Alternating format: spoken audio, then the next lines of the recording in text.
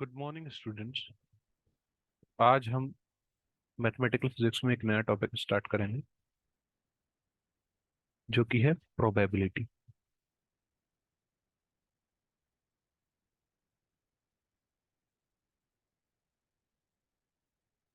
Probability में अगर syllabus की बात करें तो प्रोबेबिलिटी गेट के एग्जाम में नहीं आता है। प्रोबेबिलिटी नेट, जेस्ट और ट्रिफर एग्जाम्स में आता है। बेसिकली तीन टाइप के प्रोबेबिलिटी डिस्ट्रीब्यूशन है आपके कोर्स में, जिनसे मेनली क्वेश्चंस आते हैं। बाकी जो 11th 12th का है उससे भी क्वेश्चंस आते हैं एक दो कभी कभी। तो जो सिलेबस में गिवन है वो आपका तीन टाइप के प्रोबेबिलिटी डिस्ट्रीब्यूशन फंक्शन गिवन है। Probability distribution function. पहला प्रोबेबिलिटी डिस्ट्रीब्यूशन फंक्शन है बाइनोमियल डिस्ट्रीब्यूशन फंक्शन।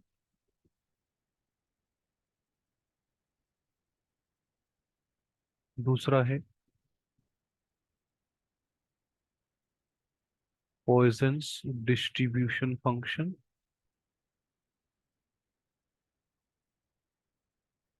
और तीसरा है नॉर्मल और गॉसियन डिस्ट्रीब्यूशन फंक्शन।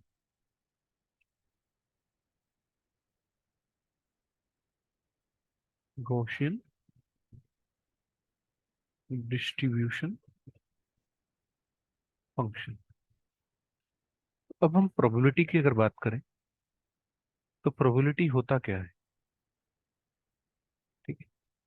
अगर इसकी डेफिनेशन की बात करें, अगर एग्जांपल बोलूं तो प्रोबेबिलिटी मतलब किसी भी इवेंट के होने की पॉसिबिलिटी कितनी है, सर्टेनिटी कितनी है, ठीक है, या ना होने की भी। जैसे अगर हम बोलें कि जैसे आपने सुना होगा कि it is likely to rain today, there are 90% chances of getting rain today, या India has 70% chances of winning a cricket match today. तो ये सब क्या एग्जांपल हो गए, ये सब आपके प्रोबेबिलिटी के एग्जांपल्स हो गए। तो अगर इसको लिखना हो तो लिखेंगे इट इज द मेजरमेंट,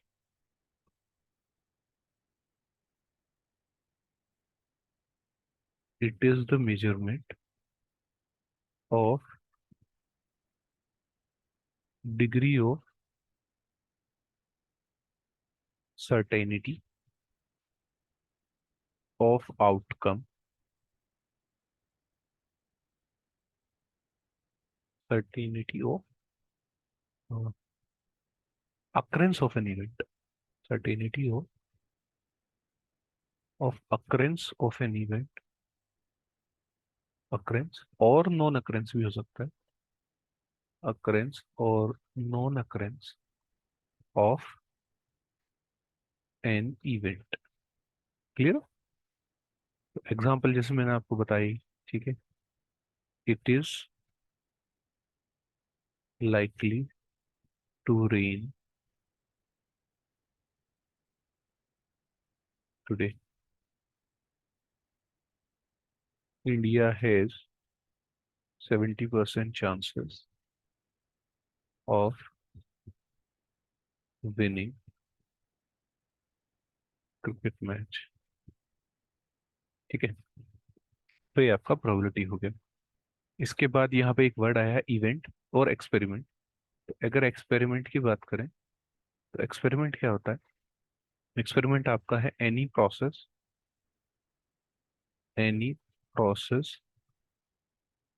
और एनी प्रोसेस ऑफ ऑब्जर्वेशन और procedure that can be repeated,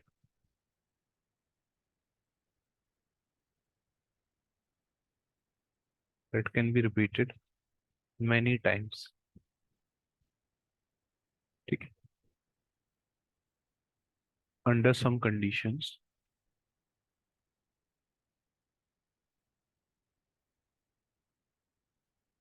under some conditions and that has a well defined that has a well defined set of possible outcomes, but exact outcomes cannot be predicted.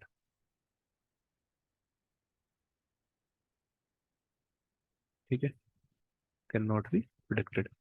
तो इसका मतलब क्या है कि कोई ऐसा process under observation और ऐसा कोई प्रोसीजर जिसको बार बार रिपीट किया जा सके, ठीक है, उसके आउटकम्स वेल डिफाइंड हो, लेकिन एग्जैक्ट आउटकम क्या है वो नहीं बताया जा सकता। जैसे आपका हो गया थ्रोइंग अ डाइस, ये आपका एग्जांपल हो गया। तो ये एक क्या हो गया, एक इवेंट है, एक एक्सपेरिमेंट है जिसमें आपके बार बार रिपीट किया जा सकता है। इसके वेल डिफाइंड पॉसिबल आउटकम्स है। तो क्या क्या आ सकता है डाइस पे, जैसे 1 आ सकता है, 2 आ सकता है, 3 आ सकता है, 4 आ सकता है, 5 आ सकता है, 6 आ सकता है। लेकिन जब आप डाइस को थ्रो करोगे तो क्या आएगा वो आपको नहीं पता है। 1 भी आ सकता है, 2 भी आ सकता है, 5 भी आ सकता है। तो that can not be protected. ठीक है, तो ये आपका एक्सपेरिमेंट हो गया। नेक्स्ट आपका आता है सैंपल स्पेस।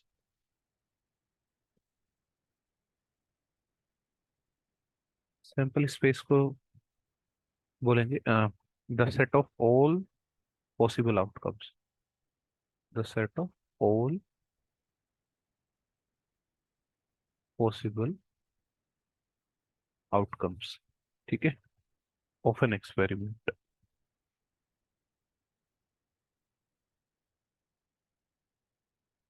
ठीक है। तो और अगर इवेंट की बात करें तो इवेंट आपका हो जाएगा subset of the sample space, subset of the sample space of an experiment. ठीक है। तो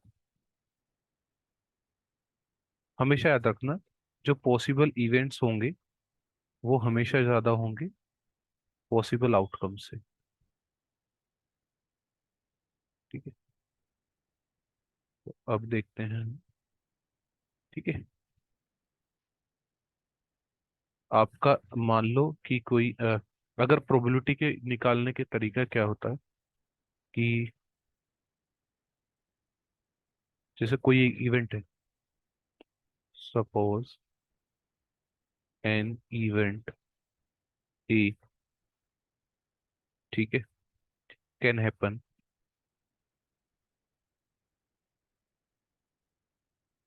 इन एम वेज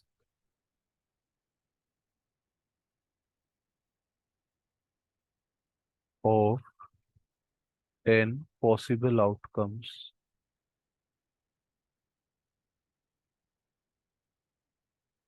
ठीक है,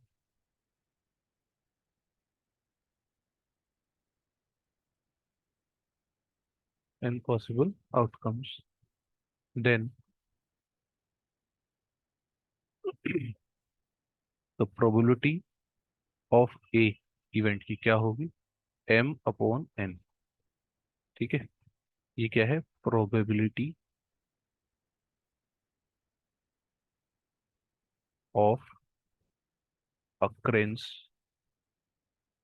ऑफ एन इवेंट ए। ठीक है। और अगर निकालना हो probability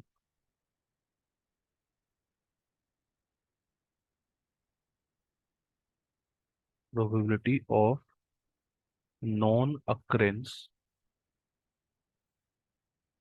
of an event A is, ये आपका हो जाएगा, इसको डिनोट करते हैं पी ए बार से, और ये था 1 - पी ए। क्योंकि हमेशा याद रखना, किसी भी इवेंट के होने की प्रोबेबिलिटी प्लस किसी भी इवेंट के ना होने की प्रोबेबिलिटी 1 होती है। क्योंकि या तो इवेंट होगा या इवेंट नहीं होगा। ठीक है। तो 1 - एम अपॉन एन।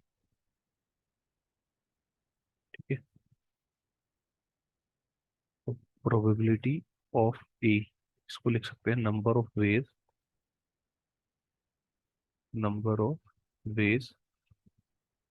और outcomes favourable favourable to A, और total number of outcomes total number of possible outcomes total number of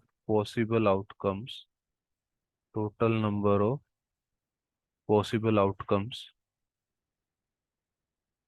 ठीक है, तो ये आपका हो गया प्रोबेबिलिटी का। अच्छा, यहाँ पे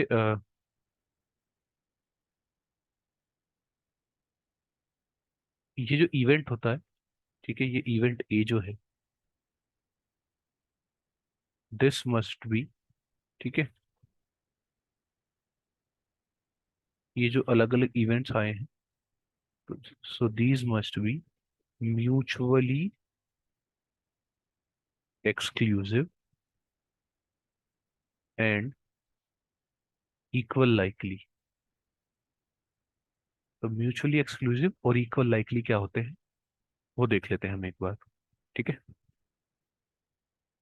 तो म्यूचुअल एक्सक्लूसिव के लिए अगर हम बात करें, म्यूचुअली एक्सक्लूसिव इवेंट्स, देखो, two or more events are said to be are said to be mutually exclusive if the occurrence of one of them means that the other event will not occur। ठीक है, तो इसका मतलब क्या है, that is a, अगर दो event हो तो A and B can not occur together. ठीक है, ए एंड बी, ठीक है, A and B can not occur together. अगर ए होगा तो बी नहीं होगा, बी होगा तो ए नहीं होगा। अगर तीन इवेंट है, तो अगर ए हो रहा है तो बी और सी नहीं होंगे। और ठीक है, अगर तीन इवेंट है ए बी सी, तो ए हो रहा होगा तो बी और सी नहीं होंगे। अगर बी हो रहा होगा तो ए और सी नहीं होंगे। सी अगर हो रहा होगा तो ए और बी नहीं होंगे। ठीक है, तो ये आपके म्यूचुअली एक्सक्लूसिव इवेंट्स हो गए। ठीक है, अब जैसे अगर एग्जाम्पल की बात करें, तो एग्जाम्पल आ गया होगा आपका getting an head and tail. ठीक है, ये दो इवेंट है, गेटिंग एंड हेड एक इवेंट है, गेटिंग एंड टेल एक इवेंट है। तो या तो अगर हेड आ रहा होगा तो टेल नहीं आएगा, और टेल आ रहा होगा तो हेड नहीं आएगा। ठीक, ऐसे ही थ्रोइंग अप ऑफ डाइस का भी एग्जांपल ले सकते हो। ठीक है, अब आपका है इक्वल लाइकली इवेंट्स। ठीक है, equal likely events, equal likely events की बात करें तो इसमें आएगा two or more events are said to B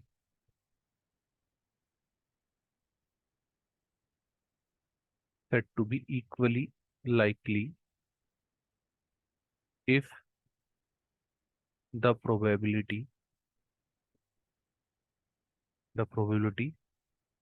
of occurrence of each one each one of the events is equal। Her event के होने की प्रोबेबिलिटी इक्वल है।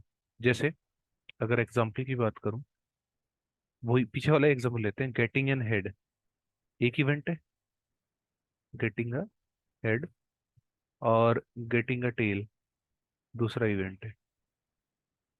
दोनों की प्रोबेबिलिटी हाफ हाफ है। ठीक है। अब ऐसे ही अगर डाइस का एग्जांपल लें, getting an even number, even number कितने, वन टू, इवन नंबर क्या क्या होंगे, टू फोर सिक्स, कितने में से, one two three four five six, तो कितने, तीन, कितने में से, छह में से, तो three by six, one by two. Getting an odd number,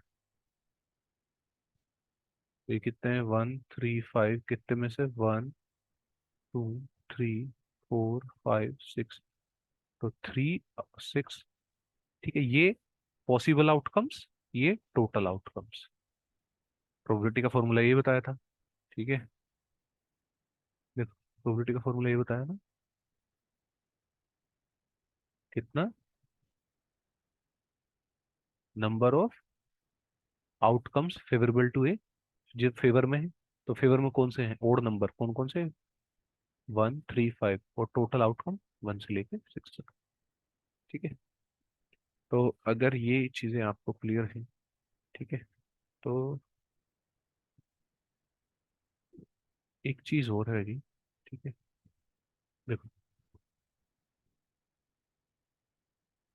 एक चीज याद रखना, वो मैं पहले बता चुका हूँ, प्रोबेबिलिटी लिखा रहा हूँ बस, probability of an event must be between zero to one. ठीक है, तो या तो जीरो जीरो से वन के बीच में होगी, और दोनों इंक्लूड है, जीरो भी हो सकती है, वन भी हो सकती है। ठीक है, second, sum of the probability, sum of the probability in random experiment, in random experiment, ठीक है, must be equal to one. ठीक है, सम ऑफ प्रोबेबिलिटी वन आएगा, तो होने और ना होने की प्रोबेबिलिटी का वन रहेगा। थर्ड है आपका, probability of an impossible event is zero. और फोर्थ है, probability of certain event, probability of a certain event is one. जो इवेंट होना ही होना है, ठीक है, impossible event and certain event. ठीक है, जो इवेंट होना ही होना है या जो नहीं होना है, जो होना ही होना है उसकी प्रोबेबिलिटी वन होगी, और जो नहीं होना है उसकी प्रोबेबिलिटी जीरो होगी। अब देखो इससे रिलेटेड कुछ क्वेश्चन देख लेते हैं। पहले मैं एक एग्जांपल वैसे ही करा देता हूँ, उसके बाद फिर जो एग्जाम्स में क्वेश्चन आए हैं वो देख लेंगे।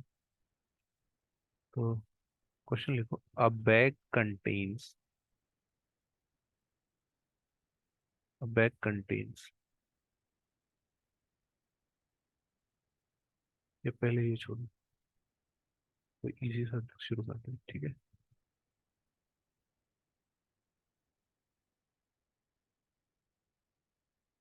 अ कॉइन वाज टॉस्ड। अच्छा, कभी कभी ना यहाँ पे अ फेयर कॉइन लिखा हुआ आएगा। ठीक है, a fair coin was tossed twice, find twice, find the probability, पहला, गेटिंग वन हेड, बी है गेटिंग टू हेड, तीसरा है गेटिंग नो हेड। ठीक है। तो फेयर, जब ये फेयर बोलता है ना, फेयर कोई नहीं, तो इसका मतलब ये होता है all outcomes are equally probable. ठीक है। मतलब कि हेड आने की प्रोबेबिलिटी जितनी है ना, टेल आने की भी उतनी ही है। कहीं कहीं अनफेयर कोइन भी होगा, वहां पे क्या होगा, हेड आने की प्रोबेबिलिटी ज्यादा होगी, टेल आने की कम होगी। क्या होगा आगे देखेंगे, ऐसा पॉसिबल होता है। ठीक है, ऐसे ही डाइस में भी बोलेगा। ठीक है। Unbiased diced. ठीक है, अनबायस्ड डाइस और बायस्ड डाइस, वही सेम फेयर अनफेयर का। ठीक है। तो देखो, तो पहले निकालते हैं ए।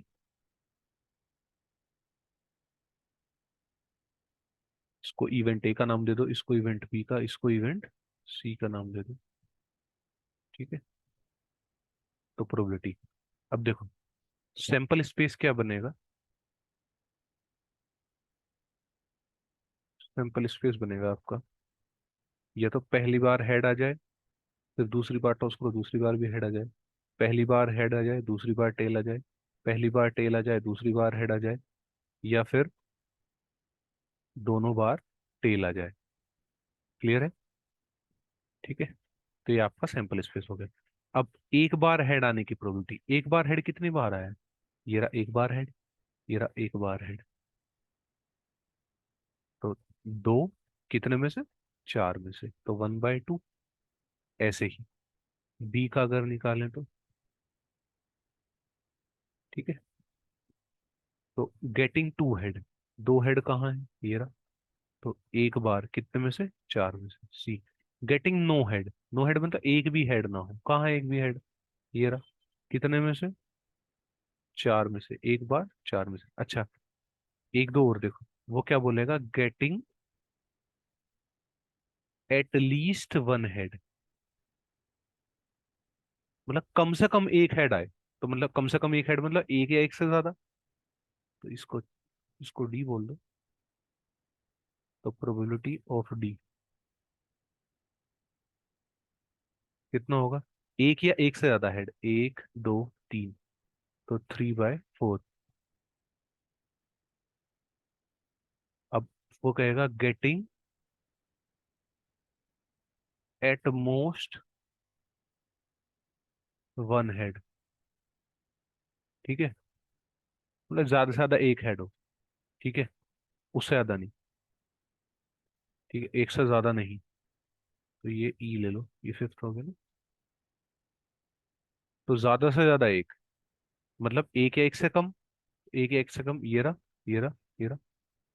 कितने हैं एक या एक से कम, 3/4। तो एटलीस्ट वन हेड और एटमोस्ट वन हेड, इनको बहुत ही क्लियर कर लेना। यहाँ पे गेटिंग वन हेड या गेटिंग एग्जैक्टली वन हेड, दोनों का मतलब सेम है। Getting exactly two head. ठीक है। तो getting at least one head, getting at most one head, at least मतलब कम से कम एक आए, तो एक या एक से ज्यादा, और एटमोस्ट वन हेड मतलब ज्यादा से ज्यादा वन, तो वन या वन से कम। ये चीजें याद रखना। ठीक है। तो अब एक दो और क्वेश्चन देख लो। ठीक है, एक डाइस का और करा देता हूँ। सेकंड क्वेश्चन देखो, अ डाइस, अब unbiased dice.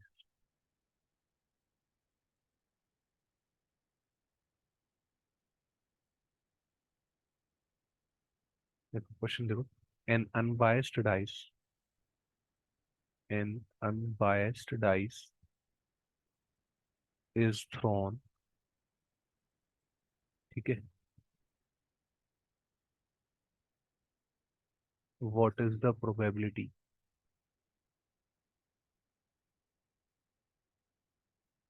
Of getting an even number. ये एक इवेंट हो गया। दूसरा हो गया गेटिंग ओड नंबर। तीसरा हो गया getting a number, getting a prime number कर लो। ठीक है, गेटिंग अ प्राइम नंबर, और getting a number divisible by 4, getting a number divisible by 5, ऐसे कितने भी इवेंट बना सकते हो।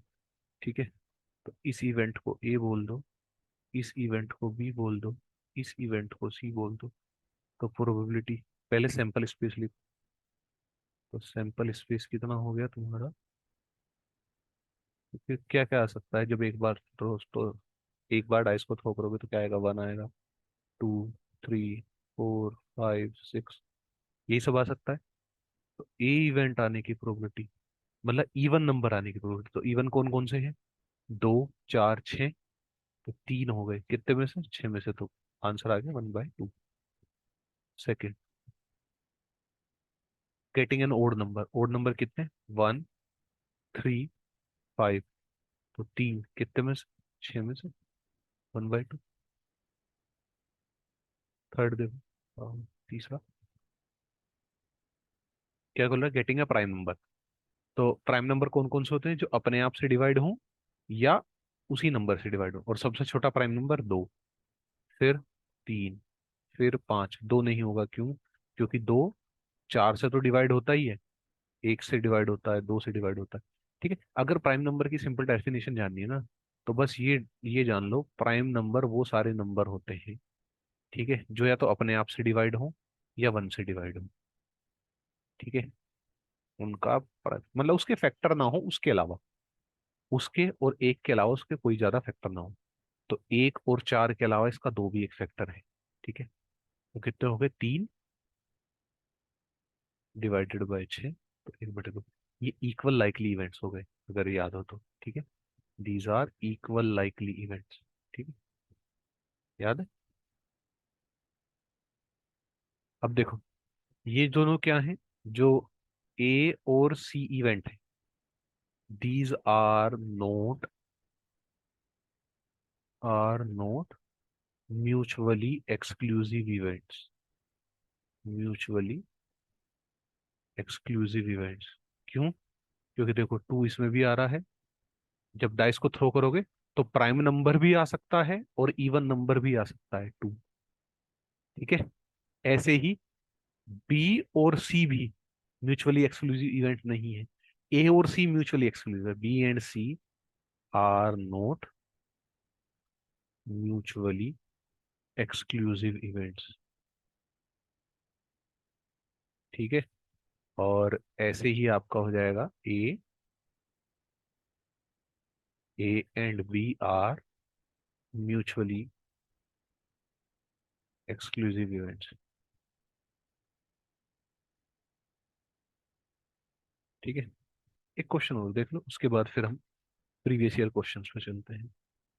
ठीक है, a bag contains a bag contains 5 red balls and 10 blue balls.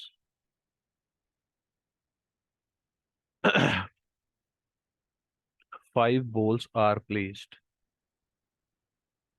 5 balls are placed in another bag.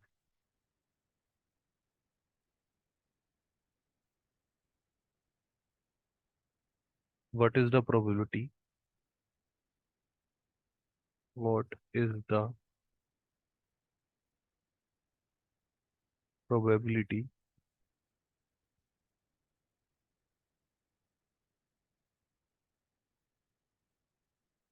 ठीक है, what is the probability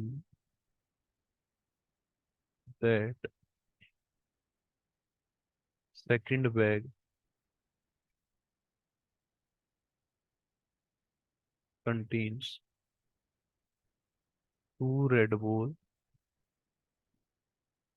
and 3 blue balls? देखो, ये ब्लू बॉल कर लो, 5 blue balls। ठीक है, तो क्या हुआ? देखो यहाँ पे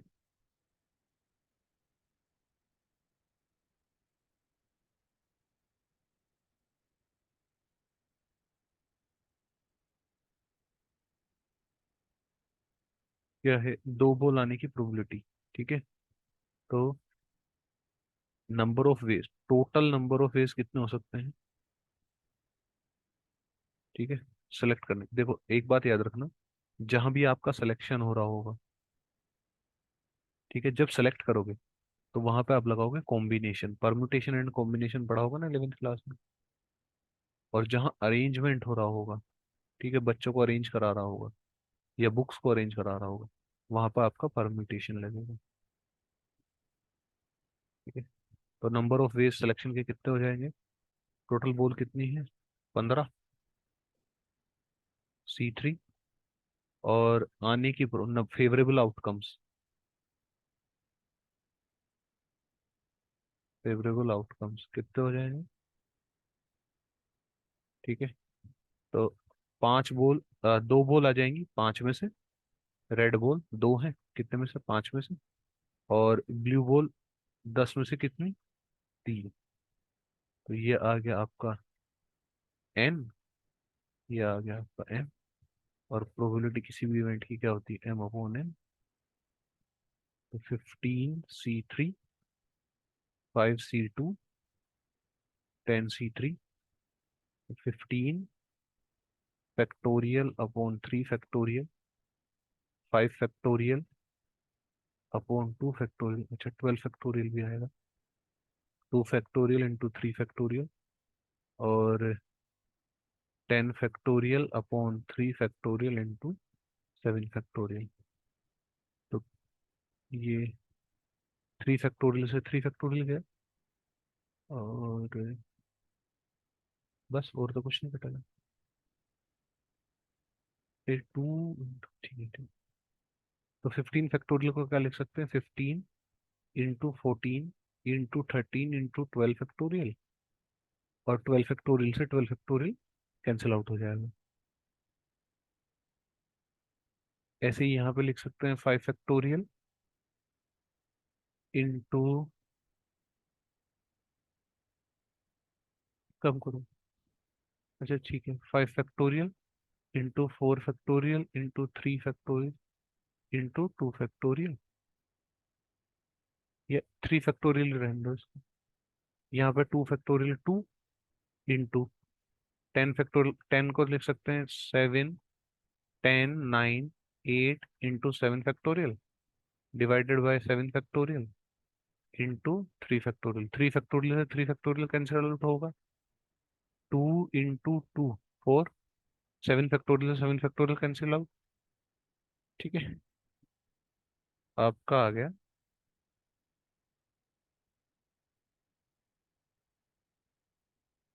10 से अगर कैंसिल आउट करें, ठीक है, तो 2 से यहाँ करो और 5 से यहाँ करो।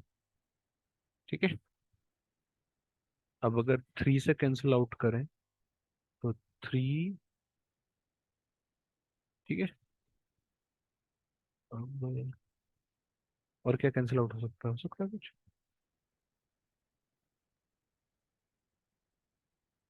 तो 5 to 10, 10 और 24, तो 240 अपॉन 7, 13 इंटू 7, 91। ठीक है। तो ये आपका आंसर है। अब हम प्रीवियस ईयर के क्वेश्चंस पे देखते हैं।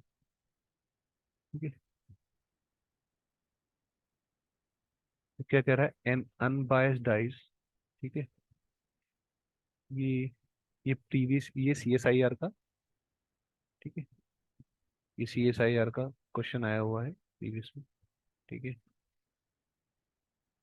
और ये अगर आपको चाहिए तो ये कहीं से मिल जाएगी, कैरियर एंडेवर के क्वेश्चन पेपर्स हैं ये, ठीक है, वहां से उठाए हुए हैं। ठीक है। एक कोचिंग इंस्टीट्यूट है, ठीक है, दिल्ली में, वहां से उठाए हुए हैं। तो एक अनबायस्ड डाइस है, बताया था ना बायस्ड डाइस और अनबायस्ड डाइस के बारे में। ठीक है। तो उसको 3 बार थ्रो किया गया। ठीक है। एक अनबायस्ड डाइस है, उसको कितनी बार थ्रो किया गया, 3 बार। ठीक है, 3 times. Probability that the number of dots, dots मतलब वो जो ऊपर बने रहते हैं ना, 1 2 3 4 5 6, ठीक है, तो ऊपर 6, कहीं पे अगर 5 आया तो 5 डॉट्स बने होंगे, ठीक है।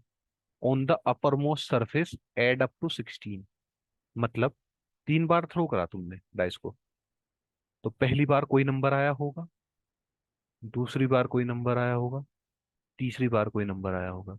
तो इन तीनों नंबर को जब ऐड करूं तो 16 आएगा, ये पूछ रहा है। क्वेश्चन समझ में आ गया? ठीक है। अब देखो, अगर डाइस को तीन एक बार थ्रो करते हैं तो कितने नंबर ऑफ आउटकम्स आते हैं तुम्हारे पास? 1 से लेके 6 तक, टोटल 6।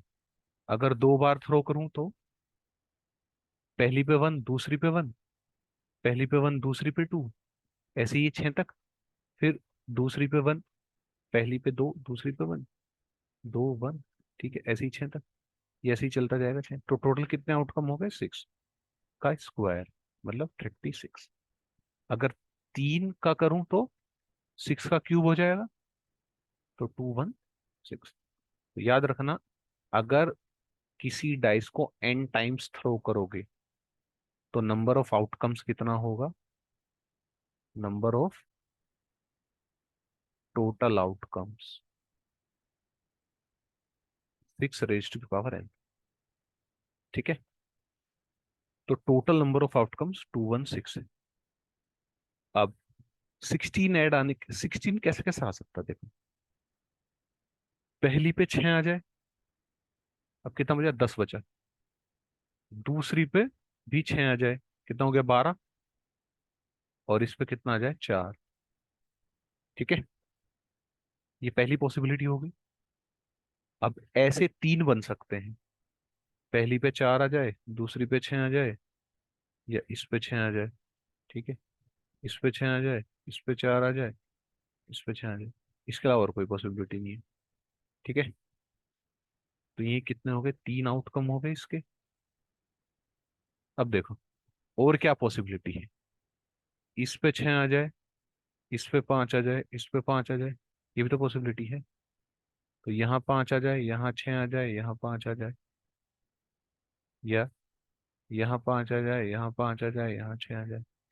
इसकी भी 3 पॉसिबिलिटी, ठीक है। इसके अलावा कोई पॉसिबिलिटी है क्या? बताओ, इसके अलावा अगर कोई कोई पॉसिबिलिटी है तो। अगर 6 5 और 3 करें, नहीं होगा। 6 6 3 करें, नहीं होगा। तो टोटल नंबर ऑफ आउटकम्स कितने हो गए तुम्हारे पास? 3 यहाँ से और 3 यहाँ से। तो प्रोबेबिलिटी ऑफ एन इवेंट कितनी हो गई? Total number possible favourable outcomes कितने फेवरेबल है? 6। टोटल कितना है? 216। तो कितना आ गया? 1/36। ये आपका करेक्ट आंसर है, ठीक है। अब देखो, ये क्या बोला? अ बॉल, नेक्स्ट देखो, a ball is picked at random from one of the two boxes that contains two black ball and three white ball, and three black ball and four white ball respectively. What is the probability that it is white? White आने की probability पूछ रहा है। दो box है, ठीक है। Colour change कर देता हूँ ताकि तुमको इजी रहे देखने में।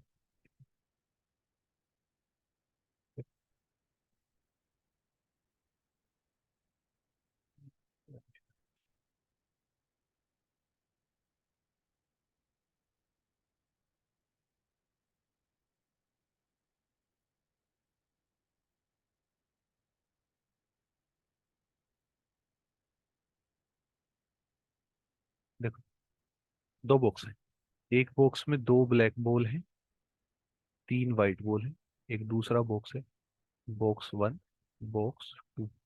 दूसरा बॉक्स है जिसमें 3 ब्लैक बॉल है और 4 वाइट बॉल। तो वो कह रहा है कि एक बॉल उठाई है, ठीक है, क्या प्रोबेबिलिटी है कि वो वाइट होगी? देखो, सबसे पहले तो इन दोनों में से कोई भी एक बॉक्स सेलेक्ट करोगे, ठीक है। फिर वाइट आने की प्रोबेबिलिटी, व्हाइट आने की प्रोबेबिलिटी कितनी होगी? यहाँ कितने हैं टोटल? 3। कितने में से? 5 में से प्लस। यहाँ कितने हैं?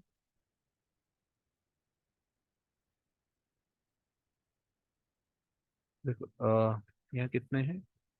White ball 4। कितने में से? 7 में से।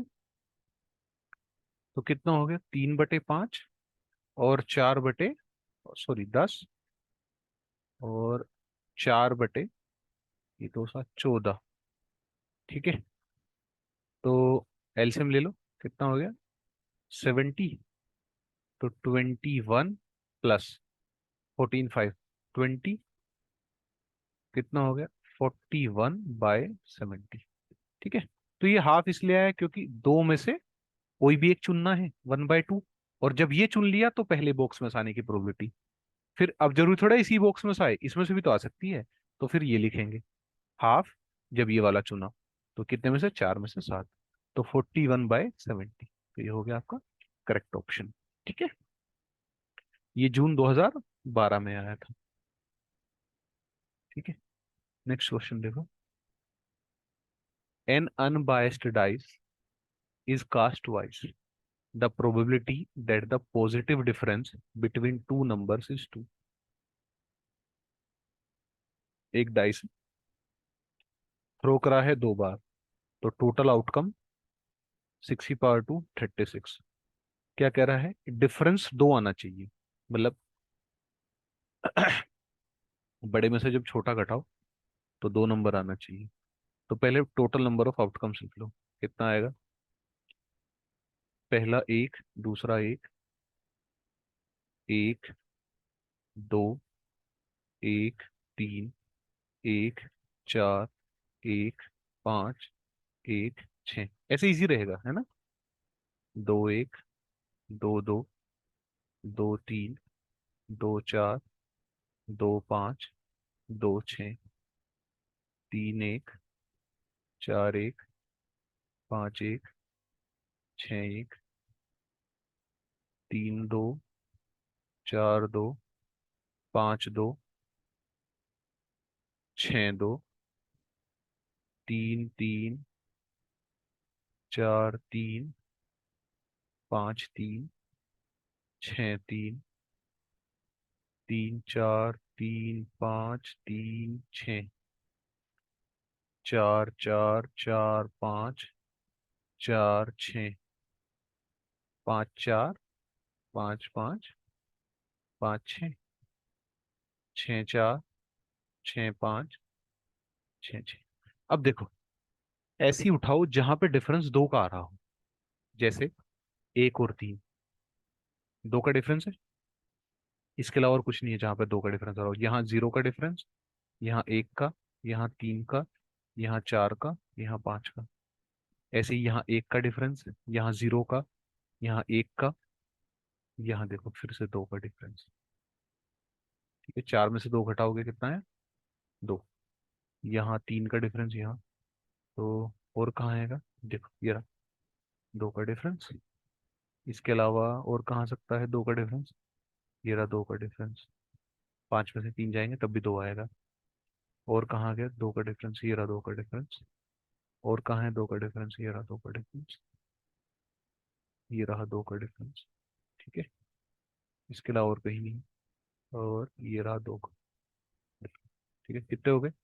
1 2 3 4 5 6 7 8। ठीक है, 8। कितने में से? 36 में से।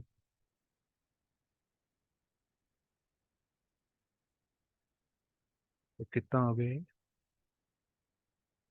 4 से अगर इसको काटा तो 4 2 8, 9 जा 36। तो आपका ऑप्शन हो गया बी। ये आपका जस्ट 2012 में आया हो क्वेश्चन। ठीक है, चलिए अगला क्वेश्चन देखते हैं। देखो, two ideal dice are rolled once. 2 dice हैं, आइडियल का मतलब वही मतलब है फेवरेबल आउटकम। ठीक है। इक्वल मतलब favourable, all outcomes are equally probable. ठीक है। मतलब जो 1 आने की प्रोबेबिलिटी है ना, वही 6 आने की प्रोबेबिलिटी भी है। What is the probability of getting at least 1 6? एक 6 आने की प्रोबेबिलिटी क्या है? 2 बार थ्रो करा है और पूछ रहा है 6 आने की प्रोबेबिलिटी क्या है। देखो, पीछे वाले से अगर ये उठाऊं मैं, ठीक है, देखो, एक बार 6 आने की प्रोबेबिलिटी, ये रहा 6। तो यहां भी टोटल नंबर ऑफ आउटकम्स कितने हो जाएंगे? डाइस को थ्रो करा है 2 बार, तो 6 की पावर 2। तो total number of outcomes, total outcomes, तो टीए, टोटल आउटकम्स 36। और क्या? एटलीस्ट एक 6 आने की प्रोबेबिलिटी, एटलीस्ट 1 6। कम से कम एक बार 6 आ जाए। 2 बार थ्रो करा है ना, 2 बार थ्रो करा है, उनमें से कम एक बार 6 आ जाए, तो उसको आने की प्रोबेबिलिटी। कलर चेंज कर लेता हूँ ताकि इजी रहे। ठीक है,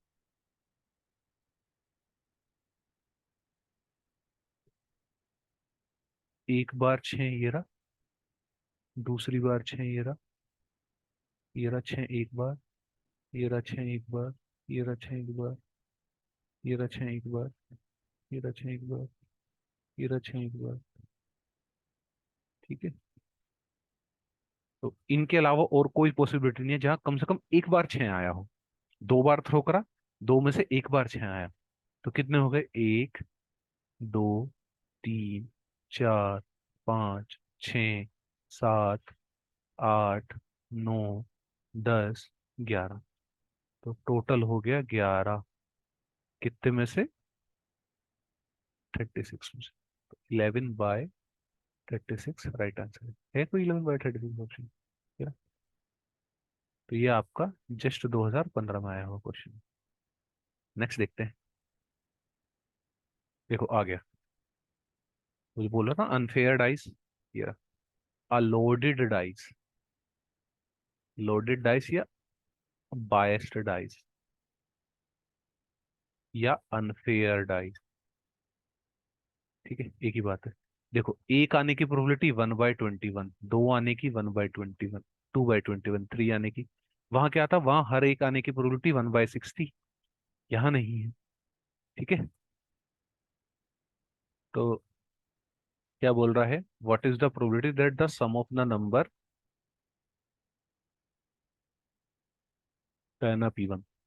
ठीक है, 2 बार थ्रो करा गया है और सम इवन आ जाए। ठीक है। अब देखो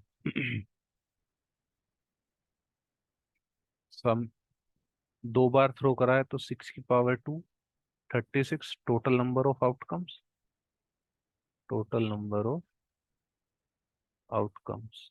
ठीक है। अब क्या है कि अब देखो, सम इवन आ जाए। दो डाइस थ्रो कर रहे हो तुम, सम इवन आना चाहिए, तो कैसे आ सकता है सम इवन? देखो, अगर पहली डाइस पे इवन आ जाए, दूसरी पे भी इवन आ जाए, मतलब पहली पे इवन आ जाए मतलब 1 और 2, 4, 6, और इस पे भी आ जाए 2, 4, 6, तो 2 और 2 की ऐड करो, 4 इवन है। 2 और 4 की ऐड करो, 6 इवन है।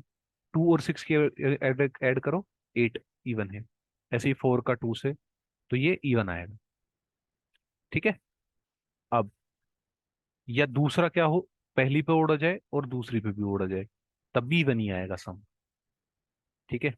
जैसे 1, 3, तो 1 की 1 साइड करो 2 इवन है, 1 की 3 साइड करो 4 इवन है, 1 की 5 साइड करो 6 इवन है।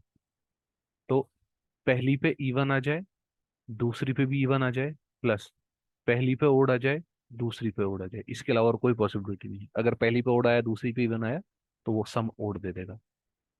ठीक है।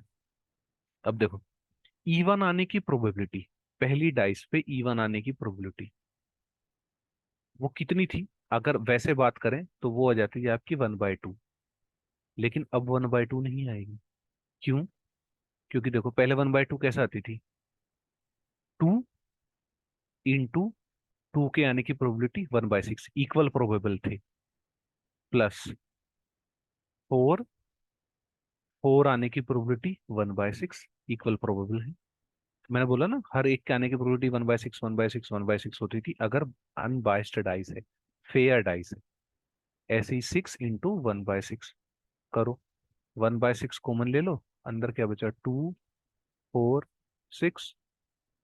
ठीक है, मतलब 1 आने की 1, 1 बार 1 बार, ठीक है, 1 टाइम्स। तो कितना हो गया 3/6, तो 1/2। अब यहाँ पे नहीं आएगा। देखो क्या था कि वो आने की प्रोबेबिलिटी इंटू उसका नंबर, तो 1/21 इंटू 2 प्लस 4/21 प्लस 6/21। कितना हो गया? ये आपका हो गया,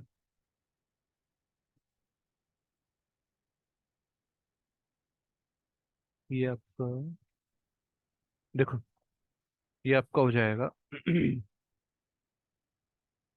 2 4 6 10 12/21 इवन आने की प्रोबेबिलिटी, और ओड आने की प्रोबेबिलिटी 1 + 3 + 5/21। तो ये आ गया आपका 5 3 8 9/21। इवन एक बार पहले पे इवन आया 12/21, दूसरे पे इवन आया 12/21, प्लस ओड आने की प्रोबेबिलिटी 2/21, ओड आने की 2/21, तो 12/144/21, 81/21। तो ये आपका हो जाएगा कितना? अच्छा 21 × 21 ये हो जाएगा, 21 का स्क्वायर कितना होता है?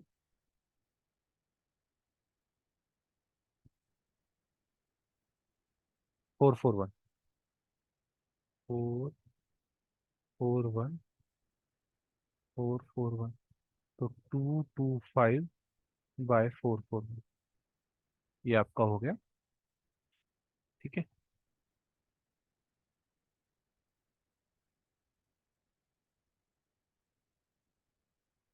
आपका ऑप्शन। ठीक है,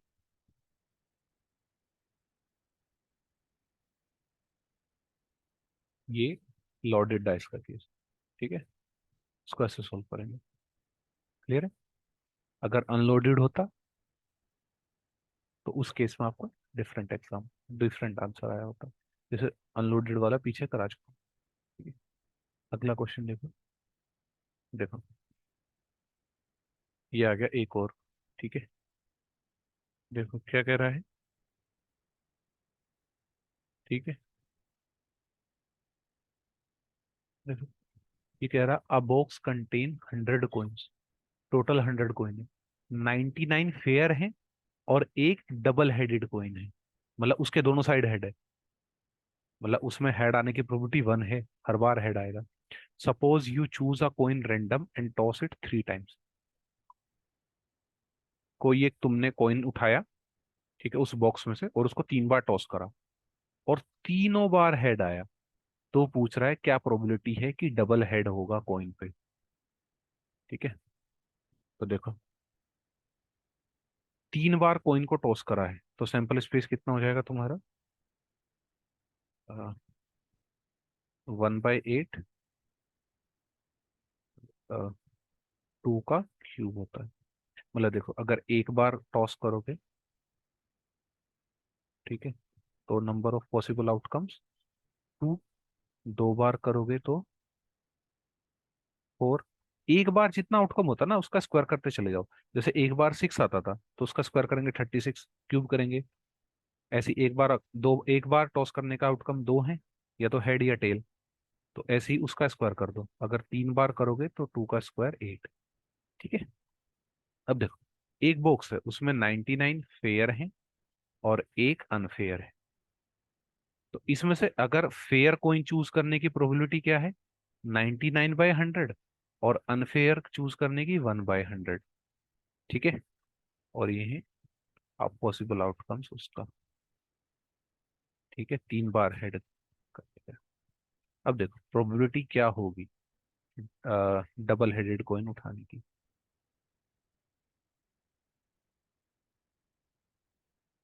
डबल हेडेड कॉइन उठाया तो एक कितने में से, 100 में से, और उस पे हेड आने की प्रोबेबिलिटी कितनी है? हेड आने की प्रोबेबिलिटी 1, क्योंकि डबल हेडेड कॉइन है।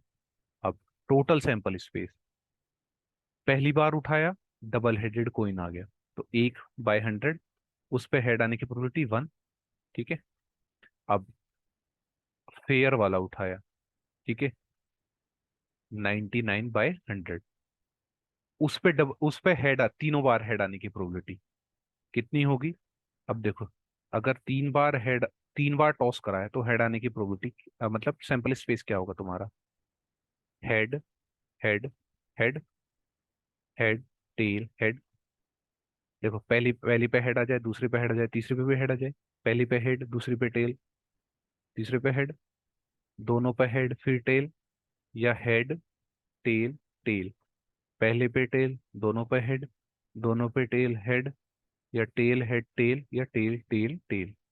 टोटल 8 आउटकम होंगे, 1 2 3 4 5 6 7 8।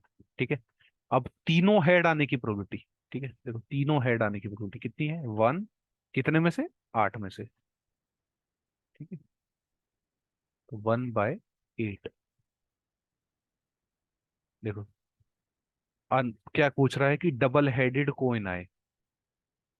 ठीक है, तो डबल हेडेड कोइन 1/100, तीनों बार हेड आने की प्रोबेबिलिटी 1 है। पहली बार टॉस करोगे हेड आएगा क्योंकि डबल हेडेड कोइन है, दूसरी बार हेड, तीसरी बार हेड, तो हेड आने की प्रोबेबिलिटी 1 है। टोटल सैंपल स्पेस क्या होगा? पहली बार हेड आ जाए, मतलब पहली बार फेयर कोइन आ जाए, दूसरी ऐसा भी हो सकता है कि तुमने उठाया और फेयर कोइन नहीं आया हो, तो वो नहीं आने की ये रही।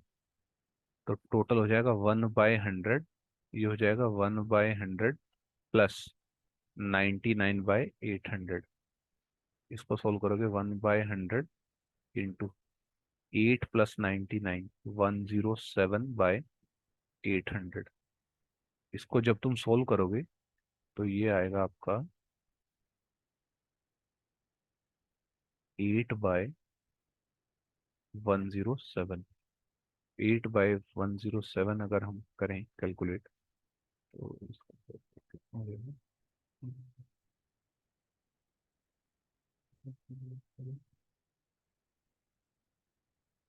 ये हो जाएगा आपका 0.747। ठीक है, तो अगर राउंड ऑफ करें तो 0.075। तो ये सी आपका ऑप्शन है। ये जस्ट 2013 का है। ठीक है, चलो, तो इसी के साथ आज का जो आपका बेसिकली था, जो वो वाला पार्ट था, 11th 12th वाला पार्ट था। ठीक है, तो वो खत्म हो गया है। और इस पार्ट से भी क्वेश्चंस आते हैं, मैंने बोला था ना क्वेश्चंस आते हैं। और जो अब नेक्स्ट क्लास में हम डिस्कस करेंगे आपके distribution functions, probability distribution function कौन कौन से होते हैं।